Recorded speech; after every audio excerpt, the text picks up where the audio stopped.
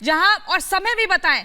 BJP का भी आज प्रदर्शन होना है केजरीवाल के खिलाफ, भ्रष्टाचार के खिलाफ, और वहीं आम आदमी पार्टी का भी। इस समय क्या होगा और कौन सा रूट होगा, इसको लेकर क्या जानकारी?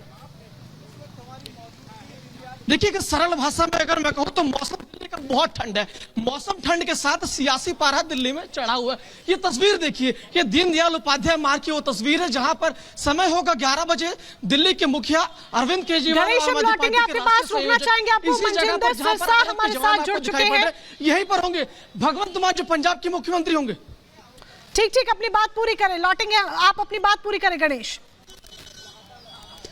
देखिए, इसी जगह पर पंजाब के मुख्यमंत्री भगवंत मान, आम आदमी पार्टी के राष्ट्रीय संयोजक दिल्ली के मुखिया अरविंद केजरीवाल यहीं पर बीजेपी के खिलाफ हल्ला बोलेंगे। और आरोप यह है कि चंडीगढ़ में जो मेयर का चुनाव हुआ उसमें धांधली हुई। जिस तरीके से जो पहले जो गठबंधन रहा, यानी इंडी गठबंधन, कांग्रेस और आम आदमी पार्टी मिलकर मेयर के चुनाव लड़ी और वहां पर शिकस्त मिली। साफ तौर से उनका कहना था कि मेयर के चुनाव में धांधली की गई, सत्ता का उन्होंने बीजेपी ने दुरुपयोग किया, केंद्रीय जांच एजेंसी का भी अब दुरुपयोग का आरोप लगाते हुए। भारतीय जनता पार्टी के देखिए वरिष्ठ दिग्गज नेता मंजिंदर सिंह सिरसा हमारे साथ जुड़ गए हैं। सिरसा जी, केजरीवाल की पार्टी आरोप लगा रही है कि सरकार को गिराने की साजिश है और इसलिए जांच एजेंसियों का दुरुपयोग किया जा रहा है। देखिए, हेमंत सोरेन जी भी ऐसे ही बोलते थे, और क्योंकि उनको पता था कि उन्होंने करप्शन किए है और सबूत सामने हैं और बच नहीं पाएंगे, तो देखिए वो उन्होंने खुद रिजाइन किया। ईडी ने तो कहा नहीं था, किसी ने भी नहीं उनको कहा, तो उन्होंने क्यों रिजाइन किया? क्योंकि उनको पता था कि इन सबूतों के चलते वो उनकी अरेस्ट होगी, उनको जेल जाना पड़ेगा। अरविंद केजरीवाल जी जो अन्ना हजारे के आंदोलन के दौरान कहते थे कि पहले रिजाइन करना चाहिए, फिर ईडी सीबीआई को पेश होना चाहिए, उसके सामने पेश करना चाहिए, आज वो कह रहे हैं कि जी अब बीजेपी की होगी, बीजेपी सरकार गिराना चाहती है। अरविंद केजरीवाल जी इतनी बार अब तक पेश हुए, मनीष सिसोदिया जिससे पहले सीबीआई के केस में पेश हुए, इसके अंदर जैन हुए, किसी ने कुछ नहीं कहा। जब घोटाले के कागज सामने आए तो बच नहीं पाए, कोर्ट में गए तो कोर्ट ने जमानत रद्द कर दी। अरविंद केजरीवाल जी भी अब जानते हैं कि वो बच नहीं पाएंगे। मैंने उनकी और शायद यही एक बड़ी वजह कि आरोप लगा रहे हैं जिस तरीके से आप कह रहे हैं। चलिए मंजिंदर जी, ये भी क्या कह सकते हैं कि हेमंत सोरेन के साथ बीते दिनों जो हुआ, अरविंद केजरीवाल कहीं ना कहीं उससे डर गए हैं, उनको एक एग्जाम्पल के तौर पर वो लग रहा है, यही एक बड़ी वजह है कि 5 समन के बावजूद भी वो पेश होने का नाम नहीं ले रहे हैं। नहीं, देखिए वो उस बात से उनकी जरूरत नहीं है डरने की, क्योंकि वो एक बात तो जानते हैं ना कि सबूत जो उनके खिलाफ हैं वो पुख्ता हैं। वो यह भी जानते हैं कि इन पुख्ता सबूतों का वो जवाब नहीं दे पाएंगे। वो यह भी जानते हैं कि अगर इन पुख्ता सबूतों के चलते वो सामने पेश होंगे तो उनकी मुसीबतें बढ़ेंगी।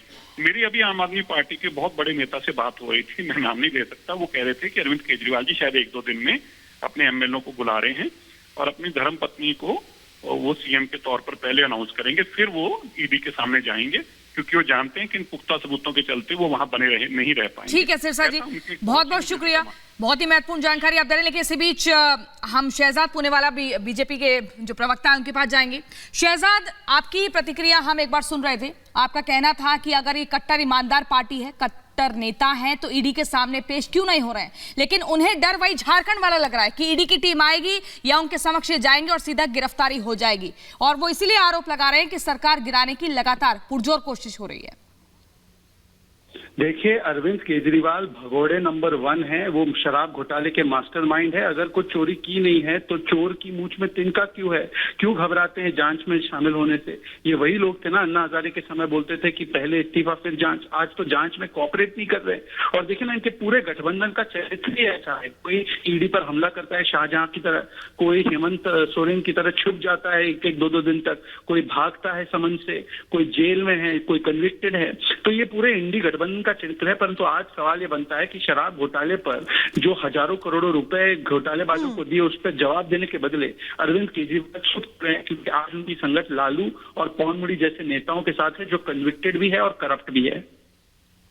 शहजाद, एक पोस्टर भी जारी किया गया है कि करप्शन का बेताज बादशाह आपकी तरफ से, यानी कि पोस्टर वॉर भी देखा जाए तो शुरू हो गया है। लेकिन फिलहाल अपनी बात रखने के लिए बहुत बहुत शुक्रिया आपका। और ये तस्वीरें हम आपको दिखा रहे हैं कि किस तरीके से भारी संख्या में पुलिस फोर्स यहां पर तैनात है। गणेश का सीधे रुख कर लेते हैं। गणेश, भारी संख्या में पुलिस फोर्स का मूवमेंट यहां पर देख सकते हैं, अतिरिक्त फोर्स की भी तैनाती की गई है, और क्या कुछ वहां पर नजर आ रहा है?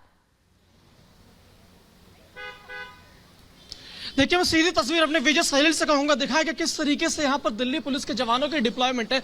ये आम आदमी पार्टी का दफ्तर के बाहर की तस्वीर है। देखिए इस प्रदर्शन को देखते हुए किस तरीके से बड़ी संख्या में दिल्ली पुलिस और पैरामिलिट्री के जवानों की तैनाती की गई है कि किसी भी तरीके से प्रदर्शन की तरह किसी भी तरीके से अनहोनी ना हो, क्योंकि सुरक्षा भी बहुत बड़ा सवाल है। कुछ ही दूर पर बीजेपी का मुख्यालय है, जहां पर आज आम आदमी पार्टी ने घेराव का पूरी तरीके से आह्वान किया है। 11 बजे दिल्ली के मुख्यमंत्री, पंजाब के मुख्यमंत्री भगवंत मान इस प्रदर्शन में शामिल हो गए। आम आदमी पार्टी के तमाम जो ठीक है गणेश, आपके पास लौटेंगे, लेकिन इसी बीच हमारे वरिष्ठ सहयोगी अखिलेश जी के पास चलते हैं, जो कि ईडी दफ्तर के बाहर इस वक्त मौजूद है। उनके पास जाएंगे, लेकिन दीपेश आपके पास आते हैं। दीपेश, क्या कुछ अब जानकारी मिल रही है? ईडी दफ्तर के बाहर आप इस वक्त मौजूद हैं, ईडी के पास अब अगला क्या और विकल्प बचता है? क्योंकि इस बार भी 5वां समन जारी होने के बाद केजरीवाल पेश नहीं होंगे, ये खबर मिल रही है। बिल्कुल, देखिए प्रियंका, चूंकि मुख्यमंत्री अरविंद केजरीवाल को शराब घोटाला मामले को लेकर 4 बार समन जारी किए जा चुके हैं और अब ये 5वां समन जारी किया गया था, जिसमें आज उन्हें ईडी दफ्तर पहुंचकर और सवालों का सामना करना था। लेकिन आज भी जो जानकारी निकलकर सामने आ रही है वो इस बात की तरफ इशारा कर रही है कि मुख्यमंत्री अरविंद केजरीवाल आज भी 5वें समन को भी अब दरकिनार करते हुए नजर आने वाले हैं और यही कारण है कि इसके बाद ईडी के पास 1-2 समन और जारी करने का विकल्प बचता है और फिर उसके बाद अगर इस तरह से समन जारी के बाद भी मुख्यमंत्री अरविंद केजरीवाल नहीं पहुंचते हैं तो फिर कोर्ट के जरिए ईडी उन्हें अब सवाल जवाब के लिए, पूछताछ के लिए पेश होने के लिए बाध्य कर सकती है। तो फिर अब देखने वाली बात होगी कि क्या दीपेश, मनजिंदर सिंह सिरसा से बातचीत हो रही थी तो उन्होंने एक बड़ा दावा यहां पर किया है कि उन तक जो खबर आई है आम आदमी पार्टी के भीतर खाने से ही कि अरविंद केजरीवाल दिल्ली में राबड़ी फॉर्मूले पर विचार कर रहे हैं। कितनी सच्चाई इसमें? क्या पहले से कुछ सोच विचार किया जा रहा है कि एक फॉर्मूला तय किया जाए कि अगर गिरफ्तारी होती है तो आगे जाकर पार्टी का क्या भविष्य होगा, किस तरीके से स्ट्रैटेजी अपनानी है और उसके बाद फिर आगे जाकर अरविंद केजरीवाल पेश होंगे? मनजिंदर सिंह सिरसा का यह दावा है।